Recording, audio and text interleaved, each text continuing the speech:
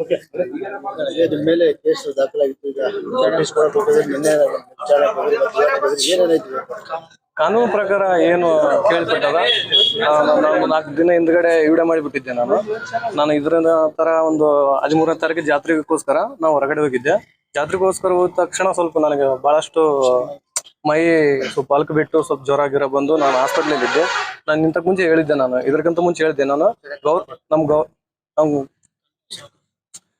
ಹೋಗಿ ಪೊಲೀಸ್ ಠಾಣೆ ನನಗೇನು ನೋಟಿಸ್ ಏನು ಕಳಿಸಿದ ನಂತರ ನಾವು ಬಂದು ಹಾಜರಾತೀನಿ ಅಂತ ನಾನು ಕಾನೂನಕ್ಕೆ ನಾನು ತಲೆ ಬಾಕ್ತಂತ, ನಾ ಯಾವುದೇ ತಪ್ಪು ಮಾಡಿಲ್ಲ ಅನ್ನೋ ಒಂದು ವಿಚಾರ ಇಟ್ಕೊಂಡು ನಾನು ಕಾನೂನು ತಲೆ ಬಾಕ್ತಂತ ಬಂದದ್ದು ಸತ್ಯ.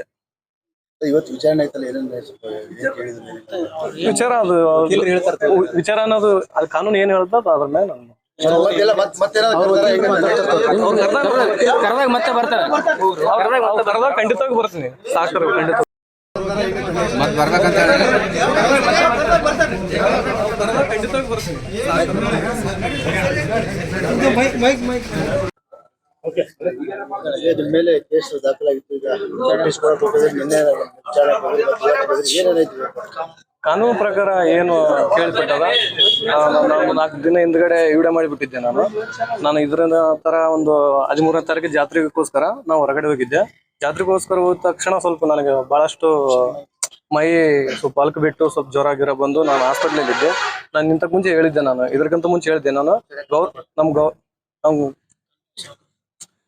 ಹೋಗಿ ಪೊಲೀಸ್ ಠಾಣೆ ನನಗೇನು ನೋಟಿಸ್ ಏನು ಕಳಿಸಿದ ನಂತರ ನಾವು ಬಂದು ಹಾಜರಾತೀನಿ ಅಂತ ನಾನು ಕಾನೂನಕ್ಕೆ ನಾನು ತಲೆ ಬಾಕ್ತಂತ, ನಾ ಯಾವುದೇ ತಪ್ಪು ಮಾಡಿಲ್ಲ ಅನ್ನೋ ಒಂದು ವಿಚಾರ ಇಟ್ಕೊಂಡು ನಾನು ಕಾನೂನು ತಲೆ ಬಾಕ್ತಂತ ಬಂದದ್ದು ಸತ್ಯ. ಇವತ್ತು ವಿಚಾರಣೆ ಆಯ್ತಲ್ಲ, ವಿಚಾರ ಅದು ವಿಚಾರ ಅನ್ನೋದು ಅದು ಕಾನೂನು ಏನ್ ಹೇಳ್ತದ ಅದ್ರ ಮೇಲೆ ನಾನು ಕರೆದಾಗ ಮತ್ತೆ ಬರ್ತಾರೆ. ಖಂಡಿತವಾಗಿ ಬರ್ತೀನಿ. ಸಾಕರು ಖಂಡಿತ ಬರ್ಬೇಕಂತ ಖಂಡಿತವಾಗಿ ಬರ್ತೀನಿ.